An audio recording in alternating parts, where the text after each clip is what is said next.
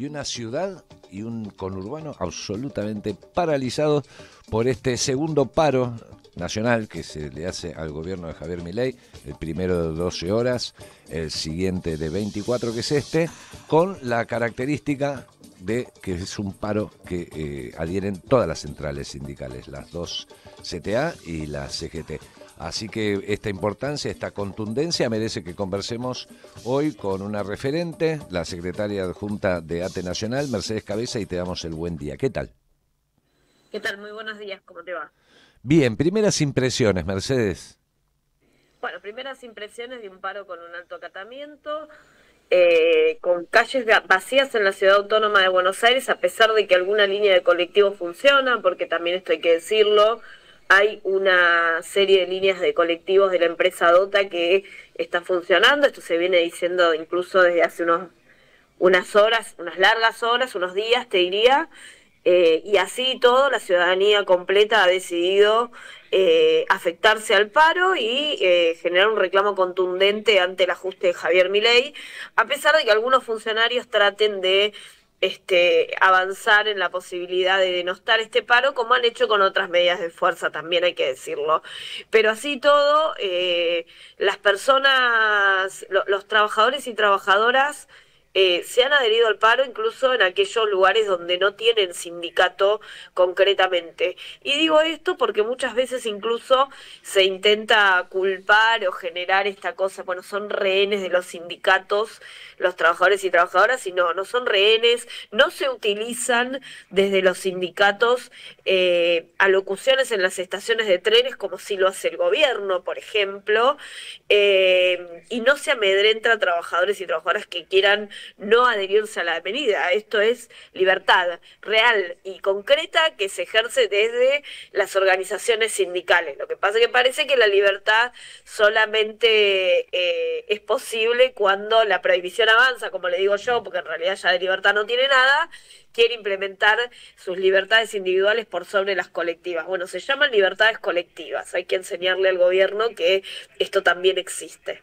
Lo que no existe para el gobierno es lo colectivo, lo solidario, Exactamente, exactamente. ¿no? Básicamente, menos van a existir las organizaciones.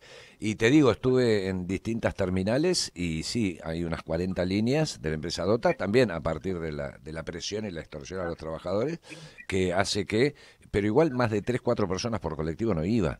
Esto habla también de que no hay claramente una determinación. Sí, por supuesto que es importante que los medios de transporte adhieran, pero claramente estaban ahí los colectivos y no había gente esperando, no había gente, trabajadores desesperados esperando un bondi para ir a ningún lado.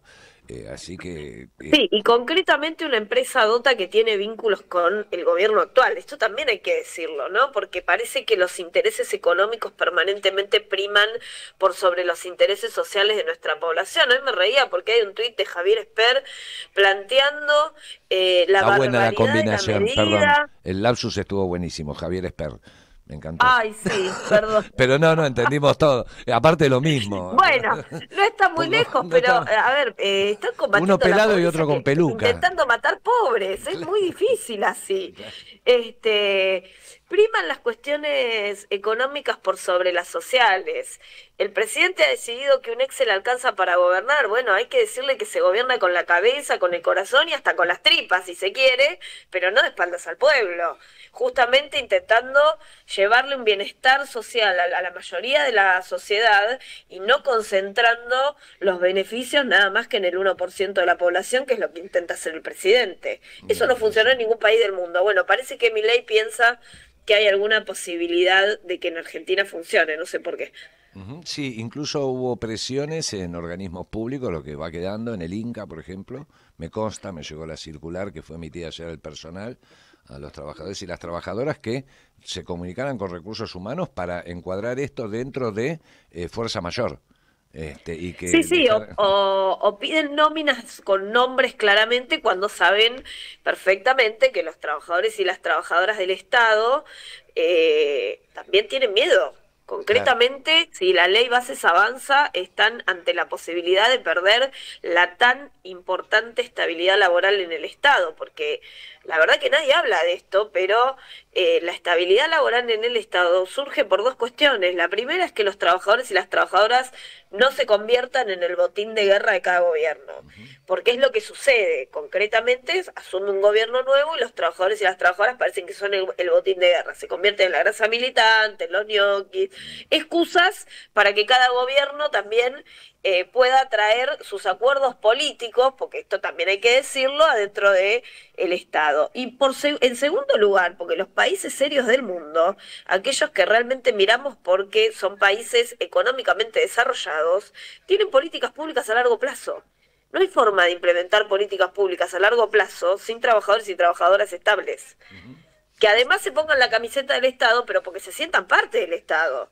No que les digan todos los días que tienen un contrato y que a lo mejor el año que viene no se lo renuevan. Sí, sí, sí, sí. Ayer vos sabés que hablábamos con representantes de las cámaras pymes, de los empresarios, le preguntamos por su mirada respecto de este paro y están totalmente de acuerdo porque claramente están asociados a al concepto al criterio de lo productivo por sobre lo financiero, porque acá hay una agenda, el Ministerio de Economía es el Ministerio de Finanzas, acá no se habla de producción, no se habla de salario, no se habla de trabajo, no se habla de un proyecto de desarrollo.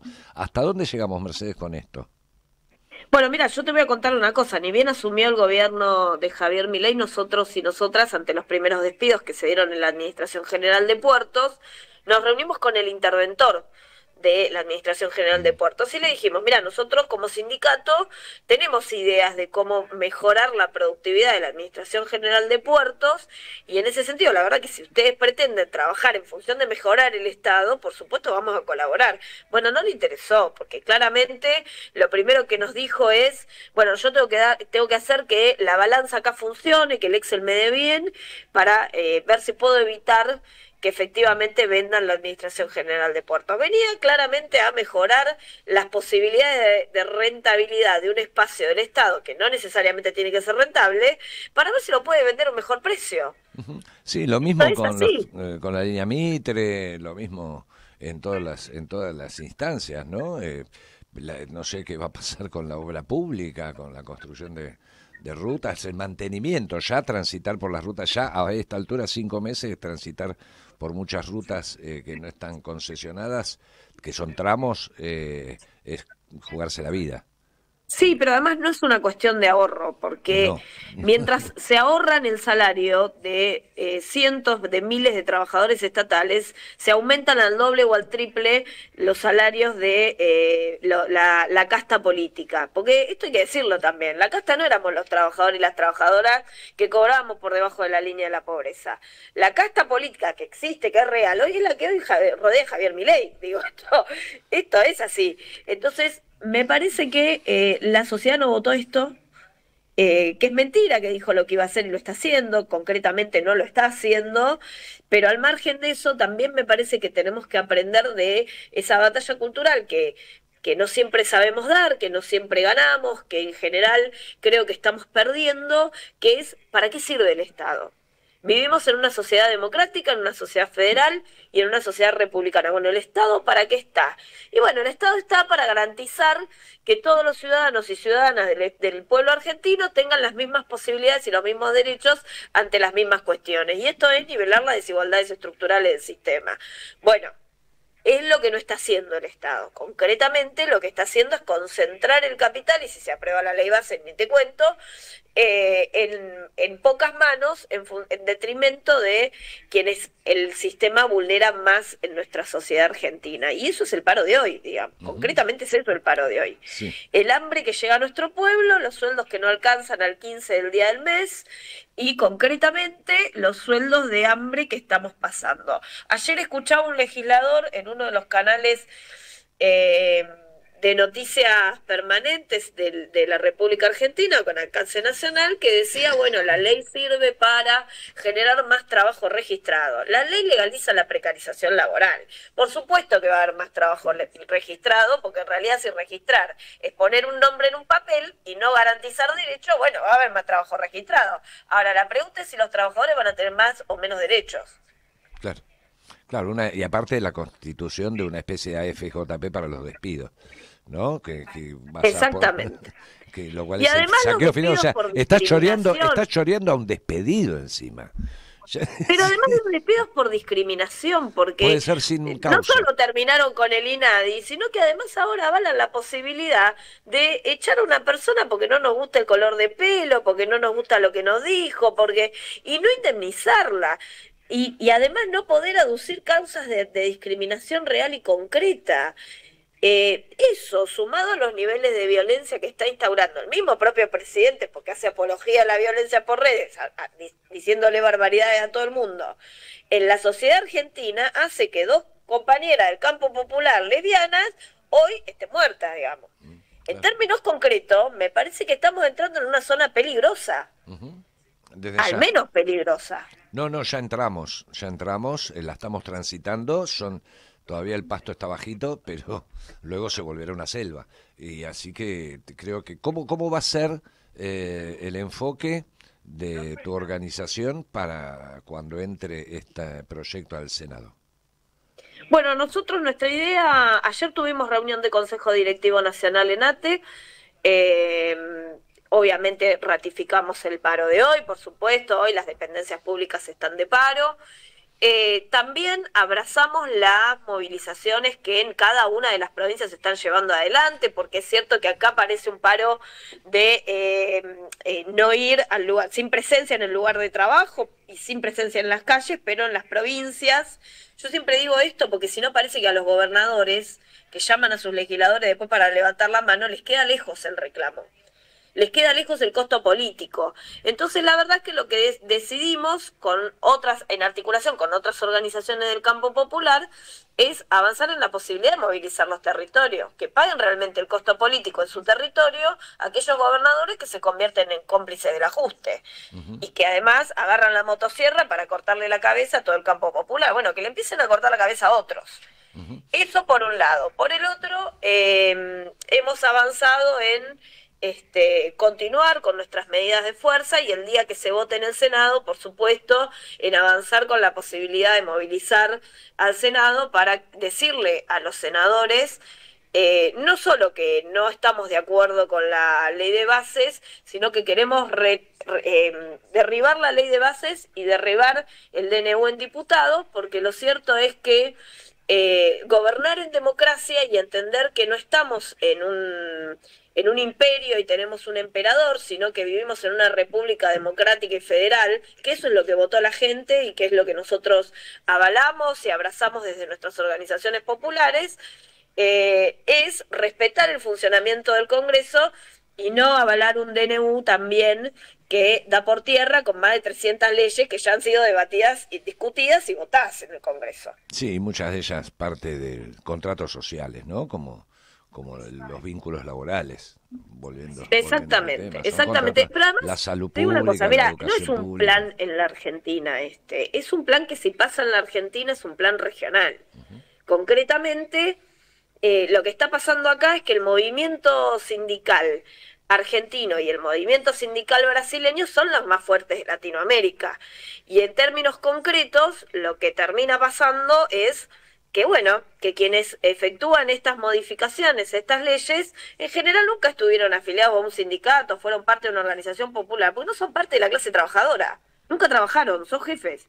Sobre todo nunca trabajaron. Es muy difícil que entiendan una reforma laboral desde el laburante, porque no son laburantes. No, ni les interesa. No, todo lo contrario. Incluso en muchos casos, muchas medidas que podrían prescindir sin afectar sus ganancias, entre comillas, tiene que ver más con venganza de clase que otra cosa. Sí, totalmente. Tiene que ver con venganza de clase y con un sistema que además no funcionó en el mundo, porque la política del derrame, esto de, bueno, si se concentra el capital en pocas manos, derrama el pueblo argentino. No funcionó en los países más avanzados del mundo. ¿Por qué va a funcionar en la Argentina? No, no, no. Y además hay que sostener alta la conflictividad porque los organismos internacionales miran y como ellos mismos dicen, nadie va a venir a invertir en que en un día de paros pierden miles de millones de mangos. Así que lo importante es que no les llegue más guita, que no nos sigan endeudando, porque tampoco la plata que están esperando viene para nosotros, es para fugarla, Bueno, ¿no? de hecho, la Organización Internacional del Trabajo ha pedido ser parte de los disertantes en el Congreso que puedan llevar su opinión respecto de la ley de base, porque los organismos internacionales están mirando con mucha preocupación la situación argentina, atendiendo que la Argentina ha sido pionera en el mundo respecto de su democracia participativa, más allá de que yo creo en lo personal que la democracia necesita más democracia, digamos, en concreto hay que perfeccionarla y eso no es quitándole derechos a la clase trabajadora o no haciendo la parte de los reclamos, sino todo lo contrario, viendo mecanismos concretos para que la clase trabajadora pueda arribar a tomar más decisiones dentro de los gobiernos, o sea, parte de las decisiones colectivas. Yo creo que hay que entramos en una etapa en la que hay que colectivizar las decisiones en concreto, digamos. Pero al margen de eso, Argentina ha sido pionera en avanzar en reivindicaciones concretas. Si te pongo de ejemplo el convenio 190 de la OIT en contra de la violencia y del acoso en el mundo del trabajo. Argentina ha sido uno de los primeros países en ratificar el convenio y ha avanzado, incluso en el sector público, en adecuarlo al convenio 214, que es el convenio marco de la Administración Pública Nacional. Bueno, algunas de nuestras compañeras incluso dicen, bueno, les falta, hay que avanzar en más derechos. Sí, por supuesto, seguro que nos falta un montón. Ahora, también somos modelo en el mundo de cómo nos miran permanentemente para ver cómo tiene que avanzar el mundo del trabajo para llevar más y mejores derechos a sus trabajadores y sus trabajadoras. Y hoy lo único que hacemos es retroceder. Bueno, el año pasado estábamos poniendo sobre la mesa la discusión de la reducción de la jornada laboral.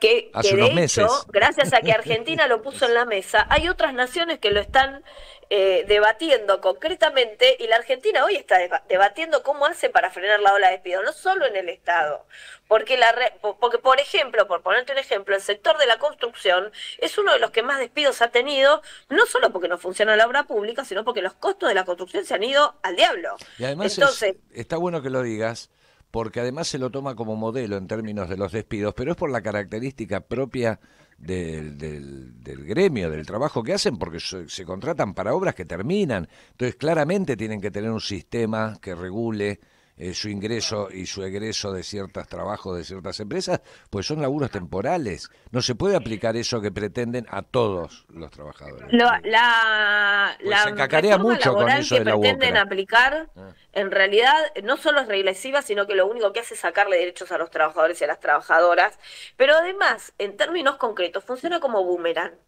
porque quieren aplicar lo mismo que en el sector de la construcción, que como vos bien decís, son obras que empiezan y terminan, a sectores laborales que en realidad necesitan de la continuidad para que el laburo se lleve a cabo en las mejores condiciones concretas para defender las empresas que hay que defender.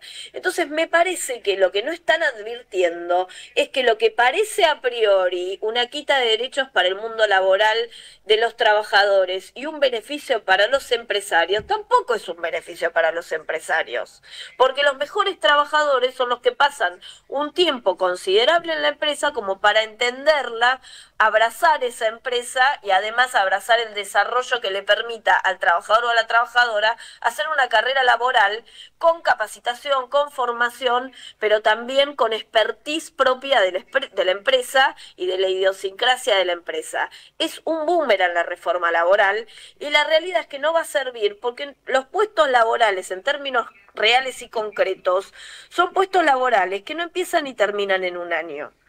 Entonces, y además, la verdad que la figura esa del colaborador creo que no reviste discusión alguna, no existe en el mundo laboral, no solo en las leyes argentinas, no existe eso, y por suerte no existe. En términos concretos, me parece que le están errando. pero además le están errando y están intentando hacer cambios estructurales que después son muy difíciles de volver atrás. Más allá del plan económico, eso es lo que más preocupa, ¿no? Que son cambios estructurales que, ni hablar de las exenciones impositivas que lo llaman RIGI, como plan, un fomento a la inversión, que no es ni más ni menos que la evasión por 30 años. Bueno, Mercedes, te agradecemos mucho esta participación. No, Para cerrar, para ir cerrando, brevemente, Aguiar hizo el secretario general hizo un posteo en Twitter, creo, hablando de un porcentaje de paro, ¿lo tenés?